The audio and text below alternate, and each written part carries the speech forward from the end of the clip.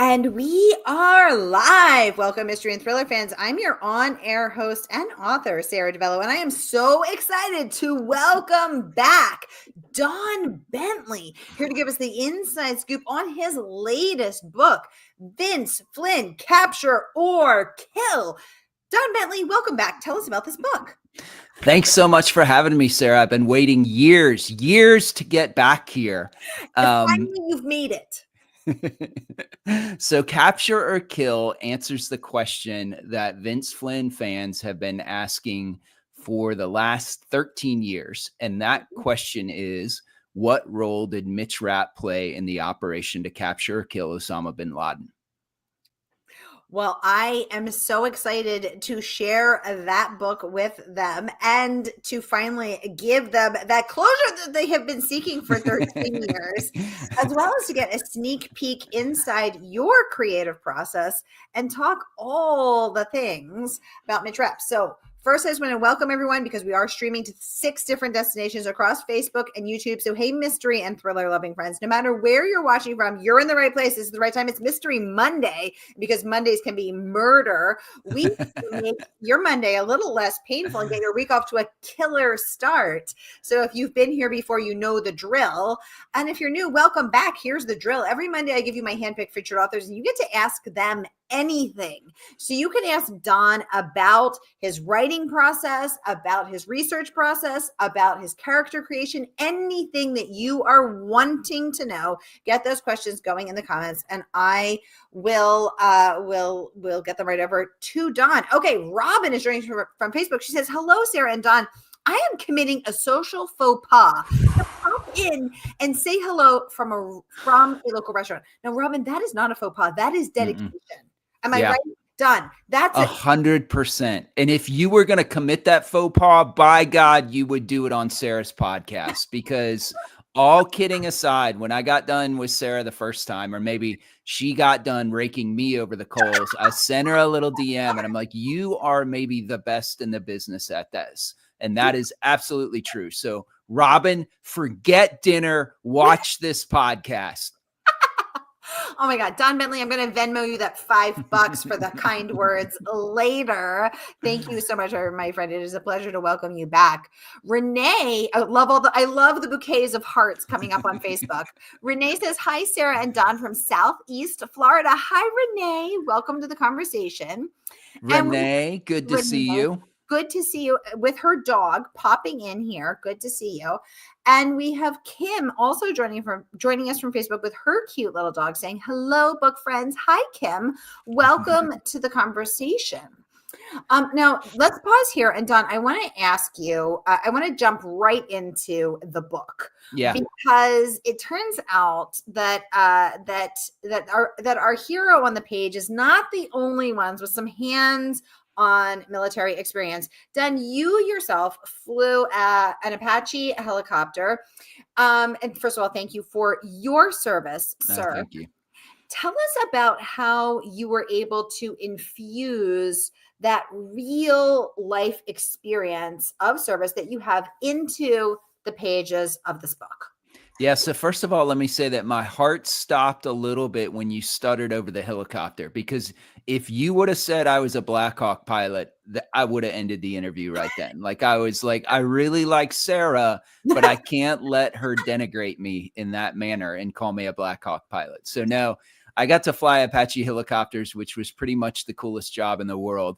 And one of the ways that it impacted my writing, I think I didn't see until later, is that when you're a pilot, and especially when you're an Apache pilot, because you do a lot of cavalry stuff. I was a cavalry officer, and so we did things like movement to contacts and zone reconnaissance and things like that. And so what that means is there's this really complex battle that's taking place outside your cockpit. And the way that you keep track of that, especially if you're an officer or the commander, and I've been both, is that you're listening to radio calls and then correlating that to things that are happening on your map that you can't see. And so for me, that really played a big role in my writing, from the standpoint that I write a lot of scenes as just dialogue first, or very, very dialogue heavy, because in my mind, the story always happens through dialogue. And so I hear it first and then go back and add some of those more descriptive details or where it's taken place, but it's like I almost hear it like radio calls as I'm writing it. And so that was kind of from a nuts and bolts writing perspective. Certainly from an experience perspective, I add a lot of my military flavor to the book. In fact, there have been a lot of people that have remarked and said, hey, this book feels more military thriller-ish.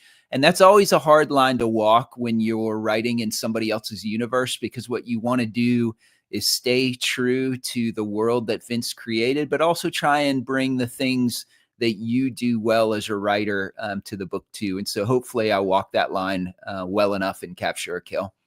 Well, I think you certainly did, Don, because the praise for this book has been absolutely fantastic. Let's kick off with this one from, and I'm going to pop it up so we can all read it together, from The Real Book Spy. And he says, expect a bloody, electrifying adventure that reminds readers why American assassin Mitch Rapp is still the most badass character in print today. And the reason that I love this review is because it shows us that the Mitch Rapp character tradition, the Mitch Rapp excellence, has been protected and preserved by you, but and it is getting even more badass. And I think that's in part to you, Don, because this is book 23 in the series. And it's a really serious honor. And I would be terrified to take on writing someone's series, because for exactly what you said, you want to honor the tradition, but you also want to infuse. And I think your infusion of your own self and your real life experience created what The Real Book Spy rightly calls electrifying. So I loved that. So congratulations on that. Well, thank you. And I really appreciate you saying that. So the other part of Capture or Kill that for folks who aren't Mitch Rapp fans or who haven't stuck with the series quite as closely is that because it takes place in 2011 during the hunt for Osama bin Laden, it's actually a throwback book. And so it falls between the final two books that Vince wrote, and those were Pursuit of Honor and The Last Man. And so Kyle, who took over after Vince died and just did a phenomenal job and could not have been kinder during this transition period. And he, just as a fan, me as a fan, I am very, very grateful to Kyle, because when Vince passed away, nobody was sure whether the book series would even continue. And Kyle was not content just to tread water. So not only did the series continue, but he broadened it and deepened it and took it in different directions. But for this book, I wanted to go back to Vince's version of Mitch. The one that Kyle writes is a little bit different because Mitch is older. He's experienced more things. He's in a different place in his life. And so I really spent the 9 or 10 months that I was writing this book just rereading Vince's version of Mitch over and over and over again, because I really wanted to, I knew I couldn't write like Vince, but I wanted to try and make the same choices in the book that he would and portray Mitch in that same visceral, the guy that he was back then, as opposed to the changes that Kyle rightly made in the series and the Mitch that he left off with in Code Red. So still the same character, but I got to pick Mitch up at a different point in his life. And I appreciate that that's resonating with folks. Yeah, exactly. I think what's really interesting is that you went back and read that. So as part of my research for Broadway Butterfly, I read the articles written by real life reporter Julia Hartman over and over and over again. I read them, then I actually read them aloud and I transcribed them. Then I listened to them back, then I typed them. So I listened to them 4 ways. Amazing. So that I could really ingrain in my brain, in my heart, in my bones, in my marrow, her style, her patter, her word choice, her rhythm, the way that she wrote. And now I know that so well that I can pick up an article and know instantly whether it was written by her or someone else, because I know her style so deeply. Mhm. And so I think when you go back and you really soak it in, you read deeply, you're ingraining Yeah. Vince's truth and Vince's vision of Mitch into your bones, into your brain. And that allows you to render him in the truth of that character. And you Yeah. can feel that in your writing. You feel that deep truth, that clarity.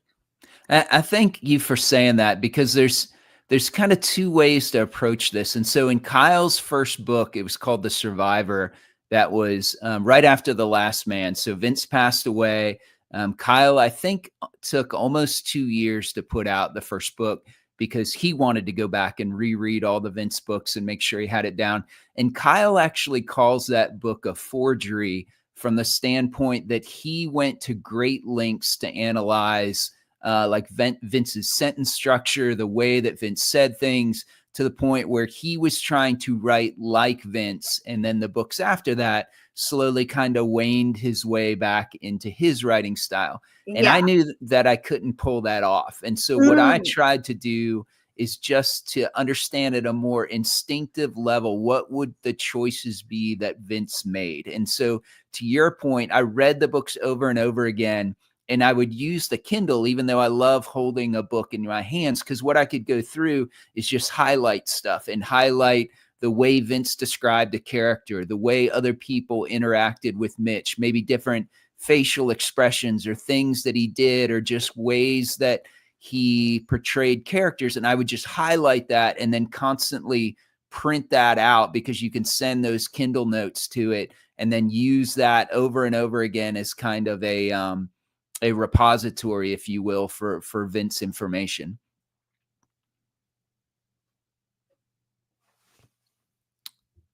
Oh, I think I lost your sound there, Oh, Sarah. sorry. I Oh, had there you go. Renee would like to know, where did you grow up, Don? Hey, Renee. So I actually grew up in Ohio, in a little town midway between Cincinnati and Dayton. My wife and I are high school sweethearts, and so our family's still left there, or live there rather. But we came to Texas pretty early, because I was in the Army about 2001, and have been here for most of the time since. Oh, little lovebirds, little Buckeye Mm-hmm. lovebirds. Yeah, you got to meet my wife too. You and I got to do a cool event together. Lovely. She is so lovely. I did get to meet her, and it was wonderful. John is joining us from Northeast Ohio. Oh, Another Buckeye. your fellow Buckeyean, your fellow Ohioan. Good to have you here, John. Always a pleasure. Thanks. See your name pop up. Okay, let's talk about the title. Yes. Did you get to come up with the title? Did they keep it? Yeah. So, writer inside baseball, and I'm sure Sara can attest to this too. Most of the time, the title that you have in mind when you're writing the book is never the title that they end up choosing. In fact, I don't even title my books anymore as I'm working on them anymore. I just call it Mitch Rapp number or whatever. So And this is so, Mitch Rapp number 20. You wrote this yeah, calling it Mitch Rapp number 23. yeah. Oh I my gosh. just called it Mitch Rapp 23. And so when I've gotten to work with two phenomenal editors, so Tom Colgan for my books and the Clancy books, and now Emily Bessler for this book. And so with Tom, and then the same thing with Emily, they're like, hey, come up with some ideas for titles, and we'll kind of beat them back and forth. And so I maybe gave her 7 or 8 titles, but Capture or Kill was at the top of my list, and that was the one she latched onto. And then Sloan, who is really the gatekeeper for Vince's legacy, along with Emily. That's his agent, Sloan Harris. And so he is super, super involved in down to the minutia. And that was one of the things. Sorry, I'm going a little bit off track, but what was so cool about taking this over is it felt like I was getting invited to become a partner in this family-owned small business, right? And so you could tell how much both Emily and Sloan cared about Vince, still care about him, still get choked up about him sometimes, just love his legacy, and how important it is to them that his legacy, that the books that come out now still are worthy of having that Vince Flynn name on them. And so the stars aligned for this one, where everybody loved Capture or Kill. I think it really encapsulates the book's title, or the book's essence. And so that one was pretty easy, but it's not always like that. What was it like for you for Broadway Butterfly? So Dawn, exactly as you said, my name got changed. I had written the book under another title. I was calling it in my head Butterfly, Locust, Mistress, Wife. And for the 10 years Ah. that it took me to write that book, it was Butterfly, Locust, Mistress, Wife. And I could tell you all the reasons it was so cool, because she was the Broadway butterfly and he was a locust. And locusts, as you know, are predatory, terrifying bugs that can destroy crops Yeah. and people. And there was a biblical reference, and it was all so cool. And my editor was like, she was like, nope. Ice in her veins. She was like, that ain't gonna work. And she was right. And you know what? Now, and I was devastated because for 10 years I had, thought of it as, my title, but now I absolutely love it. And I couldn't think of it any other way. Do Yeah. you remember what any of the other titles were on that list you sent on? No. You know what? It was almost 2 years ago when we were doing the title, and so I don't remember the other ones. I will say that in some of my books, I have recycled titles that have gotten knocked off the list, and I'm like, that's still cool. I'm taking that anyway. We'll see if they bite the second time around. And have they ever been the second time around? No. Oh, you know what? I think one actually did. I think Flashpoint, that was my third Clancy book. I'd suggested that for a different one, and Tom didn't bite. But there have been some that I thought were cool, and my agents like never mentioned that again. Like, that is dead. I don't ever want to hear. And I'm like, but, and she was like, no, absolutely not. So it happens to the best of us, girl. Oh my God, I love it. Never mention that again. That is hilarious. Well, clearly it is working for you. I mean, let's take a peek at this incredible review from Kirkus. I'm going to pop it up so we can all read it together. They say, author Bentley has successfully spun yarns in the Tom Clancy universe, and here he moves smoothly into Vince Flynn's. Their writing styles and that of Kyle Mills are indistinguishable, as if they could slip into each other's skins. Action junkies will gobble this up. I absolutely loved that. And then Kyle, the Kyle that we are speaking of, he actually had some Kyle Such Mills. a good guy. He had some words of praise for you as well, which I thought was really lovely to honor the link in the tradition. He says, as a former Apache pilot and FBI SWAT member, I've been there, done that, authenticity that few can match. Exactly. Action sequences are uniformly relentless, detailed, and sweeping. Somehow, though, they never detract from the layered storytelling critical to espionage thrillers. Take it from me, not an easy feat. And we will take it from you, Kyle Mills. So, Don Bentley, tell us how you do it. Take it into a day in the life of writer Don Bentley. Are you up at dawn? Are you getting those words down? You're not moving until you get a chapter or 1,000 words? Or are you just like, hey, when the spirit moves me? Like, give us the scoop. Yeah, so I think Nick Petrie's a friend of mine, and I think you know Nick too. And he's been kind of an older brother to me in this process. When my first book came out, I think his fourth book, and we shared an agent for a while. And so he really, during different times, kind of put his arm around me and helped me through this. And he told me that he thinks that a writer's process changes some with every book, but there's still that sweet spot, right? Where you have to figure out, how do you work as a writer? And so, Stephen King famously in On Writing calls writing more of a blue collar job. And what he means by that is you can't wait for the inspiration to hit you. Though I will say my friend Tosca Lee is a phenomenal writer, and she rails against the idea of having a routine. She's like, I get to my desk when I get to my desk. So for every rule that you say, I guess you can find another great writer that does it differently. But for me, Tosca's got that hot tub calling her name. I mean, if I had a hot tub, I'd be out there soaking too. A hot tub and a mammoth German Shepherd and a husband that is both a farmer and a model. Like, I don't know how Tosca does all that, but who is Tosca? I don't know. But when I was still had a day job, and in fact, I wrote.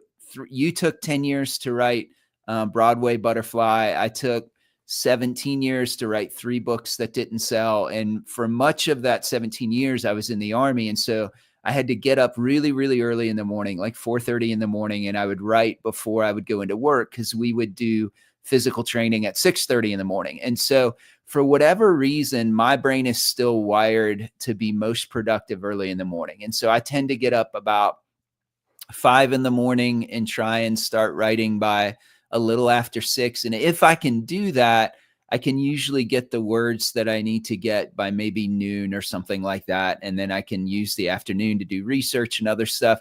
If I don't, I notice that, say it takes me, 2 hours to get a certain amount of words. If I have to do it in the afternoon, it takes double or triple that time. And I don't know why. Maybe part of it is still mental or not. There's another great book, it's a little PDF, and the lady's name is Rachel. I forget her last name, but she's a fantasy writer, and she wrote this cool little PDF about how to go from like 1,000 words to 13,000 or something like that. And so she talks about how, that thing, that one of the keys to success as a writer is to try and figure out that time of the day where you're most productive, if you're lucky enough to write full time and be able to choose that, because your body is just, or your mind is more on fire or in tune, or you can get those words faster.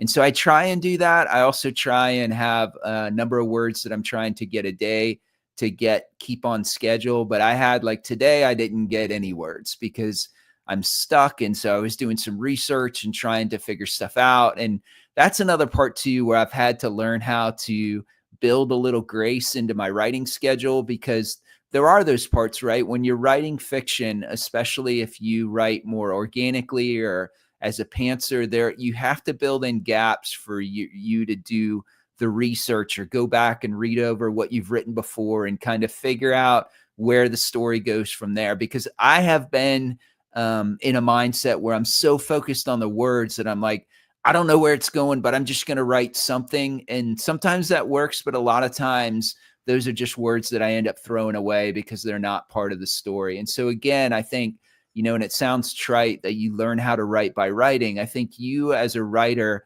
have to figure out what your process is and then build your writing life around that. So I forget, I've asked you before, but are you a pantser or a plotter? So I am going to be a plotter now, because I spent my way through it, and I got myself stuck, but good.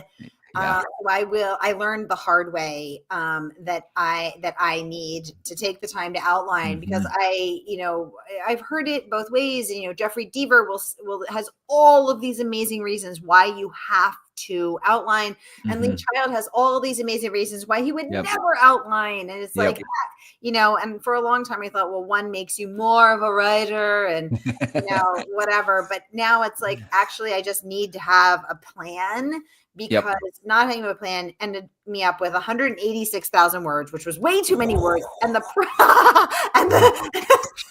I just had heart palpitations right there. That's 2 books, Sara. I know. And it was so painful to cut it that I was like, I will never cause myself this pain again, because it was so brutal. Oh my God. Okay. Renee is asking something. I just was wondering, Don, what do you try to do when you went to get unstuck? So thank you, first of all, for sharing that you were stuck today, that you couldn't get the words down. And I have those days too. What do you do to get unstuck? So another one of our mutual friends, Stephen James, has this really good book that's called Story Trump Structure. And so I think even if you're a plotter, there's some good things in there. And so one of the things he talks about is going back and reading what you've already written and asking yourself some questions as you read it. And so those questions are like, how can I raise the stakes? What are the promises that I've made that I haven't fulfilled here? There's another nifty one, and I forget what that is. But usually for me, what that means is I've got to go back and read what I've already written and take notes on that and say, what are the things that I've hinted at? What are the paths that I could go down that I haven't yet? And then I also do a lot of I call it note taking more than journaling, but I was an FBI agent for a while, and I used those yellow legal pads like crazy. And so I'll have like a yellow legal pad that is just the date, questions I'm trying to figure out, answers that I think it might be. And then I'll rewrite on the next day. I'm like, here's what I now think the plot is. Here's what I think their motivations were. And so oftentimes, like, I'll go back and read that almost like it's a diary or something. And you can see the stories start to evolve. And a lot of times there's this thing in business where it's like the 7 whys or something like that, right? Where if you're trying to find an answer to a problem, the first solution you give is going to be very surface level. But if you go the next one deeper, the next one deeper, the next one deeper, then you start to hit on something that's original or maybe something that you haven't thought of before. And so sometimes I'll do that too and just say, okay, what are the 5 different things that I could do from here, and kind of look at those. And usually the first 2 aren't so good, but the third or fourth are. And then sometimes for me, usually so most of my books are maybe between 105 and say 115, maybe 120 on the really big. I don't think they're usually that big. So And not so 186. not 180. I don't think you and George R. R. Martin write 186,000 word book. I mean, there's so many words that just disappeared, Sarah. Like, you can't do that. But usually for me, around 70,000, maybe 80,000 words, you hit it's not perpetual motion. What's the cool critical mass, where the story is kind of carrying itself forward. And so sometimes, and I don't do this often because I've gotten burned on it, but if I'm really stuck and I've gotten that many words, I'll start to have an idea, because I use that Save the Cat, the beat structure, where I will lay those beats that in the 3-act structure over what I've already written, and then say, what am I missing here? I'm missing a dark night of the soul. I'm missing, all is lost. And I'll come up with ideas for what those could be. And it's not plotting, but it's kind of like seeing the lighthouse out there and knowing where you're supposed to steer, which I guess is the opposite of a lighthouse. So that's a really bad analogy, but every now and then I might write, the epilogue or something, because I know now how the story's going to end, even if I haven't figured out how to get there. And so again, it's just trying different tricks and keep pushing and prodding and waiting for something to break free. I think going back to the Stephen King part, I think far be it for me to disagree with Mr. King, but I think the part of writing that is magical is if you can write almost every day, even a little bit, then the story starts to live in your subconscious. And so you'll be at the gym, doing deadlifts or something, and you'll have this flash of insight, or you'll be walking the dog, or you'll be doing something else, and your subconscious is still working on the story. And oftentimes it'll give you those little glimpses of what maybe it should be. You know what's so interesting, Don, is my former neighbor used to teach creativity at Harvard Business School, which is so cool. And she told me that the 3 places and times that people most often have creative ideas is in the shower, when they're driving their car, and when they're about to go to sleep. And the reason that you have your creative ideas, or in the gym doing those deadlifts or whatever, because when you're doing something like driving or showering or lifting, your lower brain is engaged in the monotonous detail. It doesn't really and so that frees your upper brain, the part that oversees creative thinking, to then start to get to work without your lower brain being like, that's stupid, that wouldn't work, because the lower brain is busy telling your arms to lift the weights or drive the steering wheel or whatever. And I always think about that, and I think you're exactly right, that when you write every day, the story, I love that when you write every day, the story starts to live in your unconscious.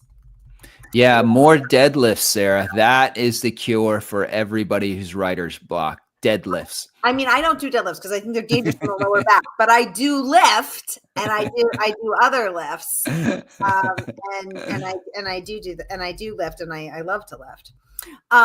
So y'all, the book is out now, and we want to support our favorite woman-owned independent bookstore. That is, of course, Murder by the Book. So whether you're watching with us on Facebook or on YouTube, wherever you're joining us, you're in the right place. And here is the link for you to get your hands on Capture or kill? Book 23 in the Vince Flynn series that answers that question that we've all been wondering for the last 13 endless years of what role did Mitch Rapp play in the hunt for Osama bin Laden, which is, as we now know, infused with Don's own real life army experience. You are not going to want to miss this one. So here is that link.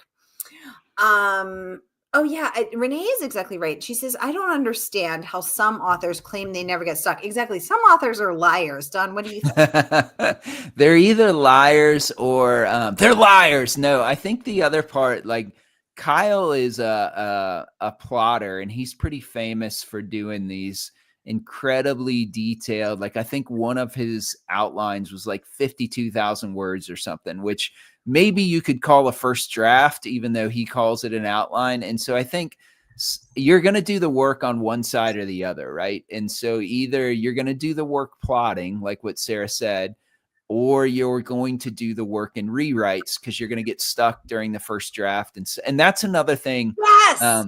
That for me, I've learned a lot is that I don't try. When I first started writing, I thought I need to have this firm foundation. So if something changes in chapter 7, then I would go back to chapter 1 and implement that change in all the other 6 chapters. And I figured out for me, that is the path to madness, because you get stuck in this loop where you're constantly learning something, going back, learning something, going back, and you never get done with that first draft. And so what I'll do a lot of times is just add a comment in Word and write a snarky note to future Don and say, here's this thing that's different now.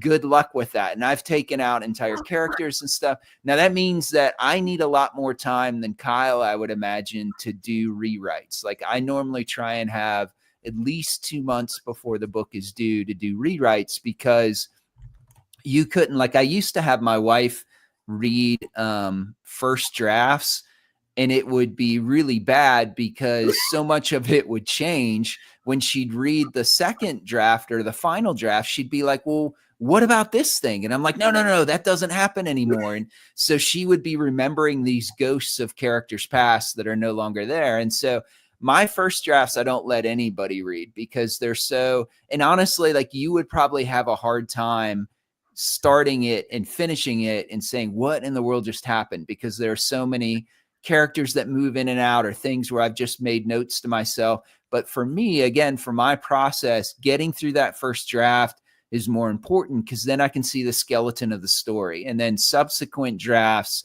I think this is Steven's illustration too, but I'll steal it because I have 2 daughters. When they were super young and you would go to comb their hair, like the first time you would go through would just be the huge big snarls. And then the second time you get some of the other, and then the third or fourth time till it would get smooth.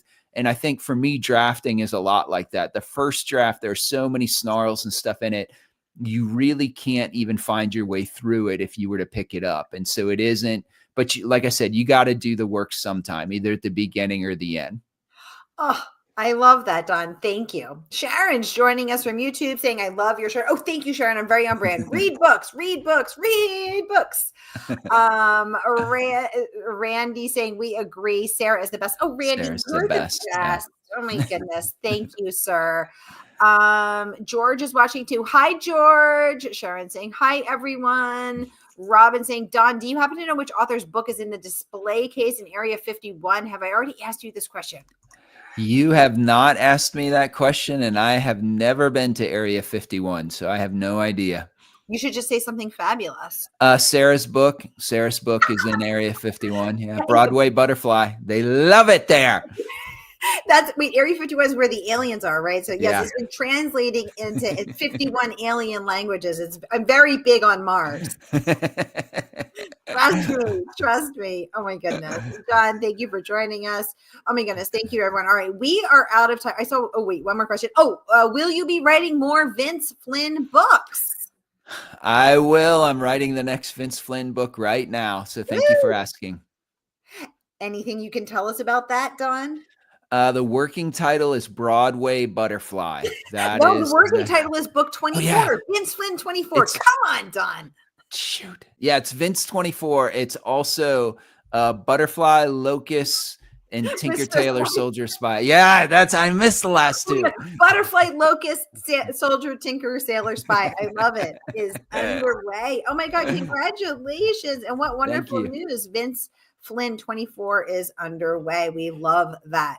All right, y'all, time flies when you are having this much fun, and we are always having this much fun with Don Bentley. So here again is that link. You are going to want to get your mitts on Vince Flynn 23 before we have Don back next year for Vince Flynn 24. So order Vince 23 right here, again, from our favorite woman-owned independent bookstore in Texas, in the great state. Woo!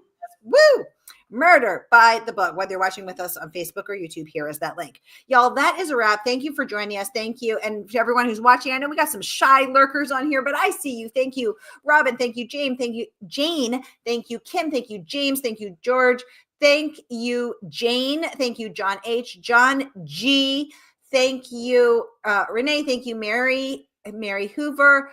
Thank you, Alan. Thank you, Susie. Oh my goodness. Thank you, everyone, for commenting. To you, everyone. I'm going through them. I see you all. Thank you, Margaret. Thank you, Annie. Thank you, Miss HD.